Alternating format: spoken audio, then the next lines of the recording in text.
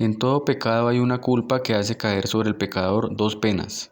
Una pena ontológica, es decir, una consecuencia dejada por el pecado, como huella negativa en el alma y el cuerpo del pecador, y una pena jurídica por la que por justicia se hace acreedor a un castigo. Los hombres, en efecto, al pecar contraemos muchas culpas, y atraemos sobre nosotros muchas penas ontológicas, al mismo tiempo que nos hacemos merecedores de no pocas penas jurídicas. Castigos que nos vendrán impuestos por Dios, por el confesor, por el prójimo o por nosotros mismos en la mortificación penitencial. El bautismo quita del hombre toda culpa y toda pena jurídica, pero no elimina la pena ontológica. Por ejemplo, un borracho lujurioso bautizado sigue con su dolencia hepática y venérea. La penitencia, sea en la ascesis o en el sacramento, borra del cristiano toda culpa, pero no necesariamente toda pena, ontológica o jurídica. Por eso el ministro impone al penitente una pena, un castigo jurídico, procurando que éste tenga también sentido medicinal, es decir, que venga a sanar la pena ontológica, las malas huellas dejadas en la persona por los pecados cometidos. Pues bien, según esto, el alma que está en el purgatorio ha sido ya liberada de sus culpas, pero como de ellas no hizo en la tierra una penitencia suficiente, debe padecer ahora la pena del purgatorio, que elimine de su ser toda herrumbre o mancha de pecado, disponiéndole así para la perfecta y beatífica unión con Dios. Imaginemos un enamorado que, aunque desea de todo corazón unirse con su amada, viéndose a sí mismo lleno de miserias en el alma y en el cuerpo, en forma alguna quiere realizar su unión conyugal en tanto no recupere una salud perfecta que le haga digno de ella. La misma fuerza del amor se lleva, pues, sin vacilar a someterse en una clínica a tratamientos muy severos y dolorosos, psíquicos y somáticos, con tal de liberarse cuanto antes de las mismas miserias personales que hacen la unión indigna e imposible.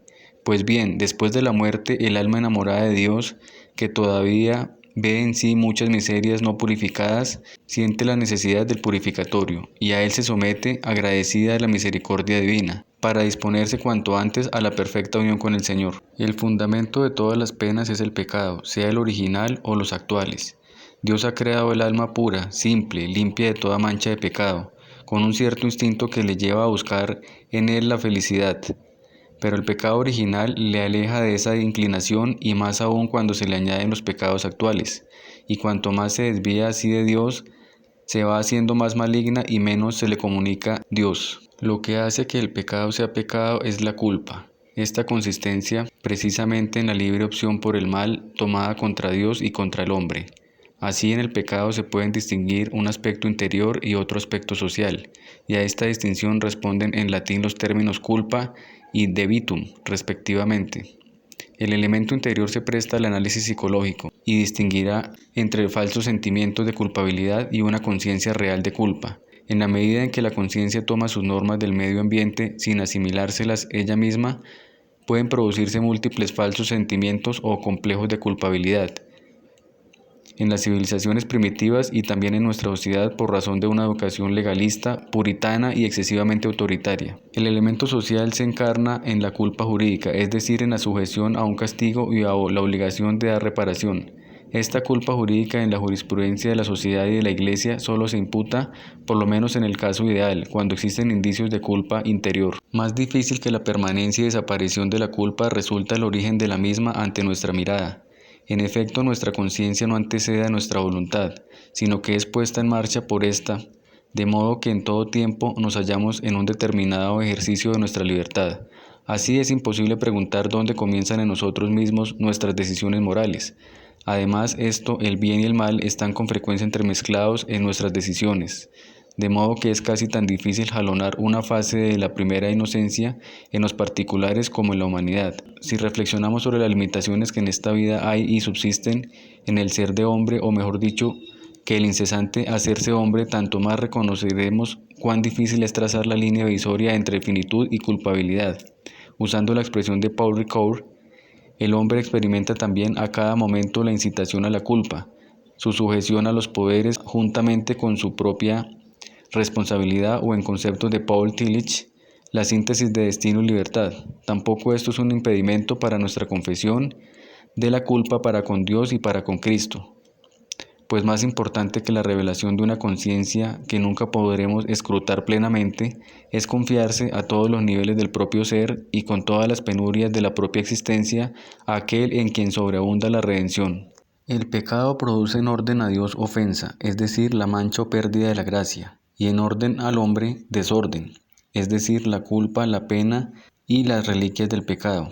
En ese contexto, la remisión del pecado mediante la infusión de la gracia implica el perdón de la culpa eterna y temporal y de la pena eterna por la gracia operante. Distinguir en la penitencia cristiana la culpa de la pena es la puerta para entender cómo el sacramento de la penitencia es el bautismo laborioso en relación con la satisfacción. El desorden del pecado se supera restableciendo el orden de la justicia mediante el cumplimiento de la pena, que no es un castigo a sufrir, sino una satisfacción que se ofrece a un amigo y éste se apresura a otorgar espontáneamente para curarse del mal. Es el sacrificio penitencial en orden a que el retorno a Dios sea total y profundo, curando lo que pueda quedar en desorden hacia las criaturas. Es decir, si Dios perdona el pecado en el sacramento de la penitencia sin alguna pena satisfactoria. Esto nos obliga a tener más cuidado y sobre todo a cambiar el corazón. Esta doctrina de la satisfacción como un acto sanativo del corazón del penitente afectado por la enfermedad del pecado.